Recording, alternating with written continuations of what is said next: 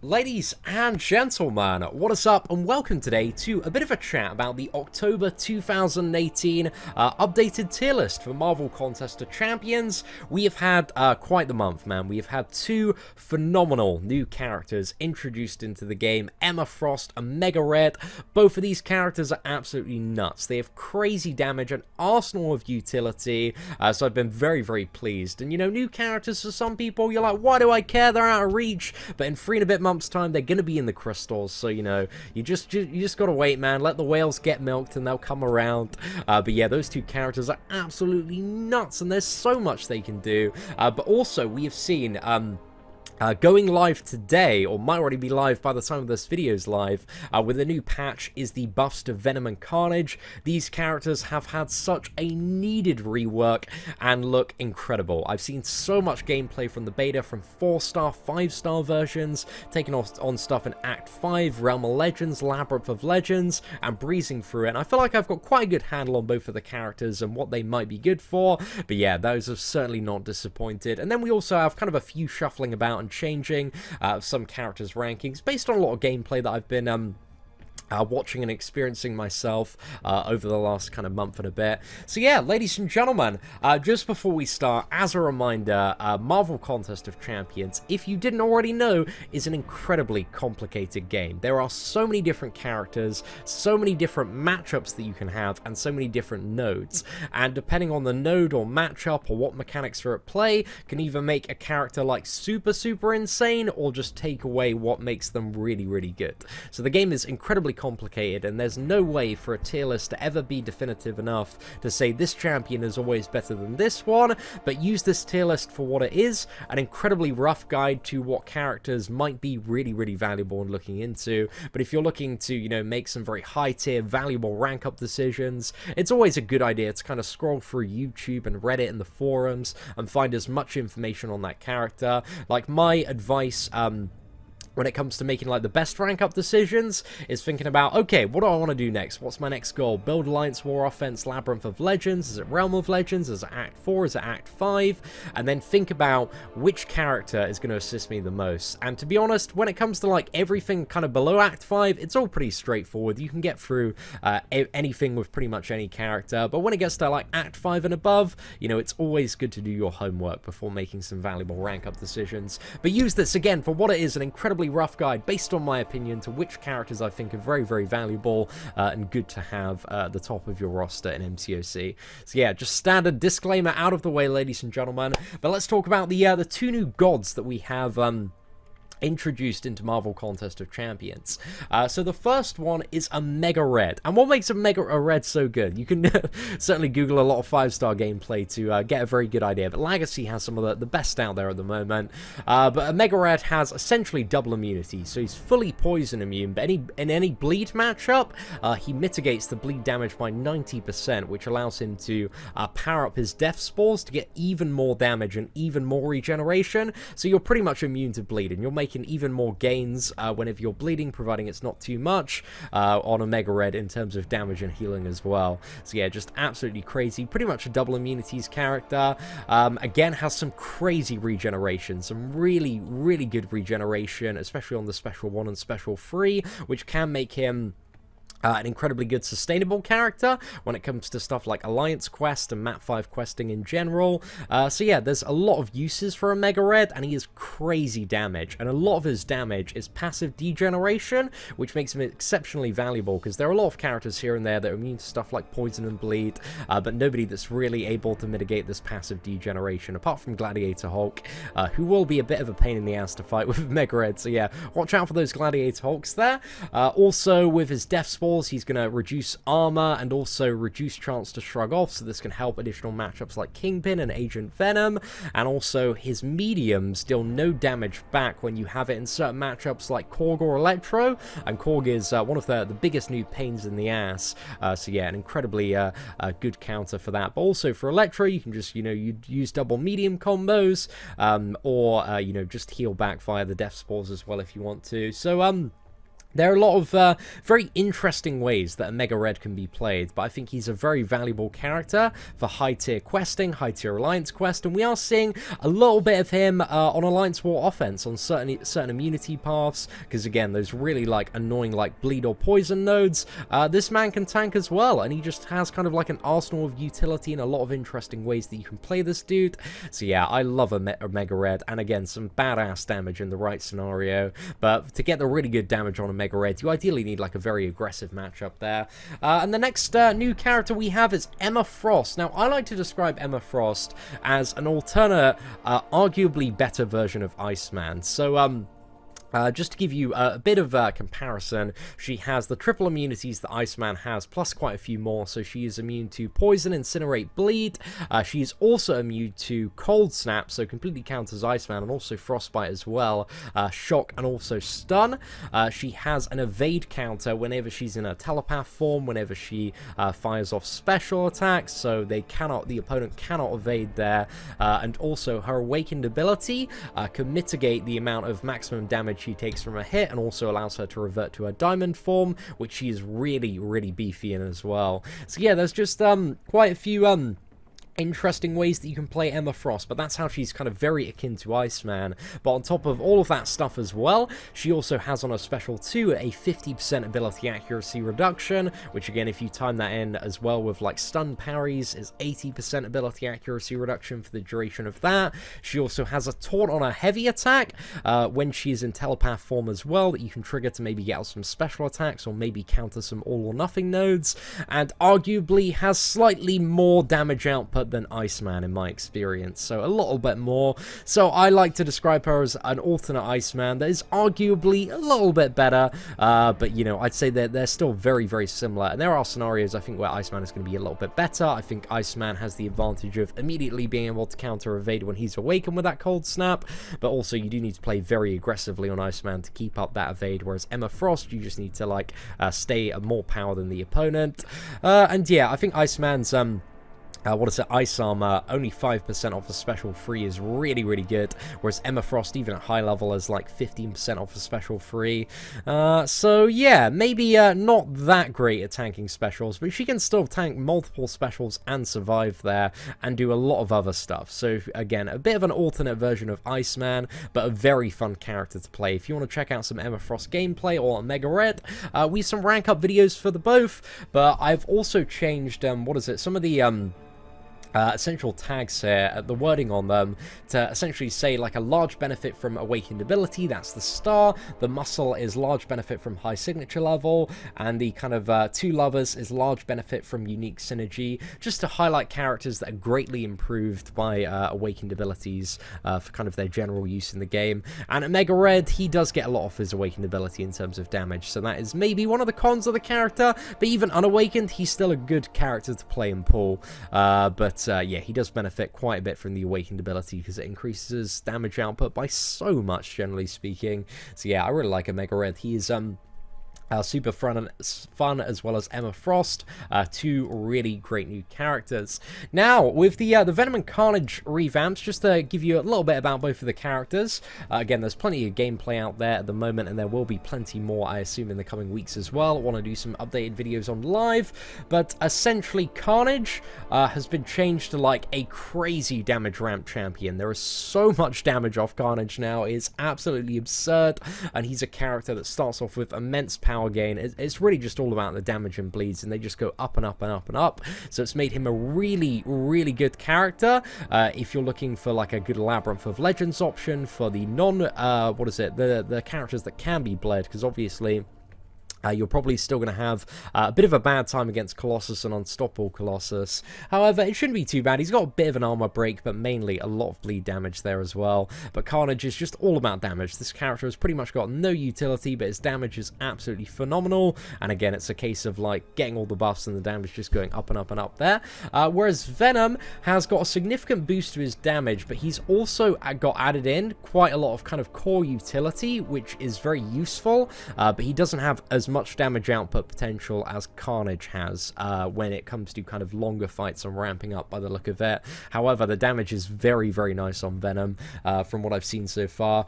So yeah, the The core things on Venom, significant damage boost, he gets huge burst potential with the way that his special 2 kind of lines up, and this is makes him a very good counter to stuff like Infinity War Iron Man, especially with his new ability, which gives him True Strike below enemies that have 18% health. So on Infinity War Iron Man, that annoying part is the last 15% where he's got like auto block up like all the time, the armor. Venom will completely ignore that and just tear him to shreds. He also has the ability to, well, a 55% chance to nullify buffs on the special 1, and I think it's like 3 whip cracks on that, so you got 3 hits of that one, 3 chances to nullify, and also if he nullifies he's also going to heal, so this makes him a bit of an interesting counter to Medusa as well. I've seen some good Medusa duels, not the best counter to Medusa, I would say. That's probably still arguably Domino or Corvus, but an option nonetheless. We've also got a new armor break on Venom's heavy attack, which can make him a counter for removing like Killmonger's damage back, and also Emma Frost's diamond form as well. So we've got a little bit of additional utility there, and also Venom now has the ability to fully bypass the evade on any Spider-Man hero. So you've got like Spider-Man Classic, Miles Morales, Stark Enhanced Spider-Man, Spider-Gwen, like all of these characters like can't evade against Venom. So those are some very, very annoying matchups. Evade is a really sucky mechanic, and I think it was Legacy or somebody else uploaded a video, I think of Venom versus Labyrinth Spider-Man. So yeah, if you've got like a 5-star Venom, or maybe hopefully they introduce Venom as a 6-star, yeah, he's going to be quite a good option for dealing with that Labyrinth stuff there. So yeah, Venom, a bit of an interesting one, man. Really, really nice buff to him, and a lot of like utility that he has, as well as a very solid increase to his damage across the board. And just in terms of, you know, what else has kind of changed, I've moved Bishop up from the amazing tier to the low demigod, because I feel like Bishop, he probably should have been low demigod equivalent to begin with. He has quite a bit of utility and some very strong matchups in the right scenario.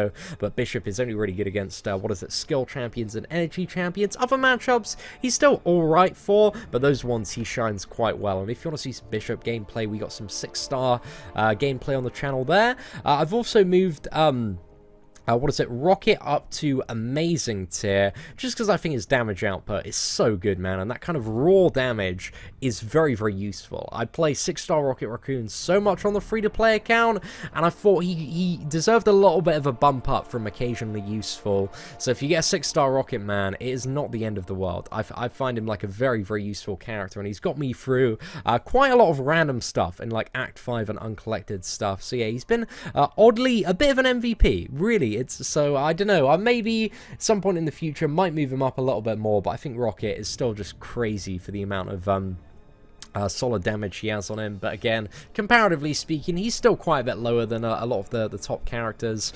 And also I decided, you know, because I watched that like crazy Kamala Khan video, the rank 5 like 5-star one, and it was a pretty dang video, man. If you haven't already seen it, taking down Realm Legends Captain Marvel, and I decided to do some more testing and playing around with Kamala Khan, and I feel like, you know, she's still not really anything too special, the average kind of 4-star or 3-star character, but I feel like I've moved her up now from meme tier to what is it, occasionally useful, because she's poison immune. She's got some okay damage, but also I need to give her the star as well, because she kind of does need to be awakened to get that additional fury duration, which makes her a little bit better than she is. But still, Kamala Khan, comparatively speaking, definitely lives in the shadow of some of the top cosmic options, I would say.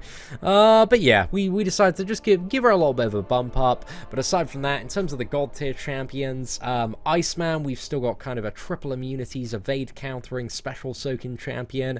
We're still some pretty decent damage output. Archangel, if it bleeds, if it poisons, it's dead. And Archangel is still an MVP for so much stuff across the board. Especially when it comes to uncollected and Act 5 stuff. Also got Domino, just insane damage, and quite a few interesting ways you can play the character to get around certain matchups with ability accuracy reduction, and, you know, chucking in Incinerates with the Red Hulk synergy. But Domino is just one of the best Labyrinth options out there at the moment, in my opinion. And then we have, what is it, Emma Frost and Mega Red, we've already talked about a bit. Magic, the Queen of Power Control. Ghost Rider, just an absolute utility god with Spider-Man, Stark Enhanced and Blade, never failing, so good for Alliance Quest Map 6 still. He's such an MVP for that stuff, and a lot of paths in Act 5 he can be very useful for as well.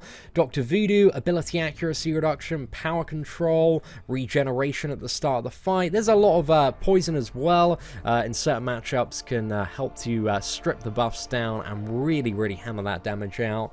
So yeah, Dr. Voodoo, he definitely has his value in the right circumstance as well. I really like Dr. Voodoo still. Then we got Gwenpool, still has insane damage, man. Gwenpool is still just absolutely cuts up opponents. If it can bleed, she's just an absolutely incredible option. And yeah, has the ability to power lock based on the power gained when hitting her on the special 2. You got a bit of a lengthy armor break on the special 3 as well. But Gwenpool, for the most part, it's all about the damage, and also the ability accuracy reduction when awakened can be very useful as well for kind of like bigger fights if you're looking to take Gwenpool into stuff like Labyrinth of Legends and go against like Electro or Spider-Man or a few other fights there. Blade's just still the absolute god versus villains, the ultimate void killer when it comes to like Alliance Quest Map 6, and yeah, still very good for a lot of Alliance War fights and matchups and paths. Then we got Medusa, still very valuable poison immune character, so much damage, man, shuts down robots, armor smashing all over the place. That armor shatter is such a valuable mechanic, and has gained and retained so much value this year. But yeah, Medusa gains a lot more damage when awakened, and with a team synergy. Corvus, the absolute god of Alliance War offense and short bursty content. I'm really interested to see, like, when it comes to Act 6 and symbiote difficulty, if the health pools are going to be manageable enough that Corvus is still a really good character for that. So I'm curious, but I still feel like he's going to be crazy good for Alliance War. But yeah, Corvus is just great for those short bursty fights, but also even then, man, if you get some wait a bit, get the glaive charges back, pretty much anything is dead after that.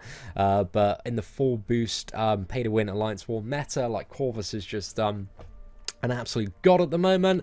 Hyperion, we got so much damage, we got poison immunity, we've got the power gain, which allows you to, throw off even more special attacks to get even more power out of the opponent, and this can be very good in scenarios where you don't really want to parry, like you're fighting like stun immunity, and it's got like a really easy special 1 to bait, but there are a lot of uses for Hyperion, man. He's a very intricate and interesting character to see played at high level, and very good for all those pesky Infinity War Iron Men knocking about everywhere. Spider-Man Stark Enhanced, just still a crazy character, man. This guy's got Taunt, he's got Stun on his special 1, Shock Damage on the special 2, Evade Counter on the special 3, Assisted Evades. Yeah, there's so much Stark Enhanced Spider-Man can do, but he hits like a friggin' truck, man. The damage is absolutely ridiculous on this dude. And then we have Star-Lord as well, just insane damage ramp, makes him an absolute leviathan for stuff like Labyrinth of Legends, but also if you're an incredibly skilled player, can be very useful for certain matchups when it comes to stuff like Alliance War. Then we have Ghost, just some crazy, ridiculous damage on Ghost. She's such a fun character to play, pretty much almost immune to everything character, because when you swipe back, she gets rid of all debuffs that can be purified. So yeah, if you go into like a bleed node or a poison node and you have Ghost awakened, she's gonna start in the in her phasing phase, and that will immediately get rid of anything. So Ghost can just take down a lot of stuff and be a very useful champion kind of across the board. But yeah, I love Ghost, man. She's very fun to play as well. But ideally does need the Trinity with Wasp and also Ant-Man to make the character shine, like, because it gives her like unblockable special attacks, and also really ramps up her damage and makes her a great option for stuff like Labyrinth of Legends if you have all 3 of those characters. And then we have Void, who needs to be awakened and also needs a high signature level in my opinion, but once he's up there, he is passively Incinerate immune. You've got a massive heal reversal, massive power gain reversal, and it's kind of sustainable one that's easy to pull off. It's a very reliable one to do. Void also has some really good block proficiency, a massive health pool. Like, he's so useful for So much stuff in like Act 5, Alliance War, like Labyrinth of Legends X23 as well, can be really good for. And then finally we have Captain America Infinity War, who I've seen played so well in stuff like Act 5, the monthly event quest. Also a lot of very interesting like Alliance Quest and Alliance War stuff coming up from Captain America, because, you know, he's got some insane block proficiency, man, but also some really, really good damage in scenarios where you're parrying, you're blocking quite a bit. So yeah, Captain America Infinity War, absolutely beast there. But there are so many characters, there is so much to talk about, but I just wanted to have a bit of a refresh there. But again, we've only given like a little bit of information, because every single character, I would say, like on the top half of this tier list, probably has about a 20 to 30 minute video that you could do talking about all the tips, tricks, and intricacies when it comes to them. But yeah, ladies and gentlemen, thank you so much for watching, and hopefully you enjoyed the October 2018 updated tier list. Again, take it for what it is, an incredibly rough guide to the characters that I think are comparatively better than some of the other ones. And yeah, if you're going to make some rank up decisions, make sure you YouTube and check out all your stuff on that specific character, and think about it specifically what you would like to use that character for going forward, to see if, you know, your materials are going to be well invested. But aside from that, ladies and gentlemen, thank you very much for watching. Take care, and I hope that you have an absolutely fantastic day.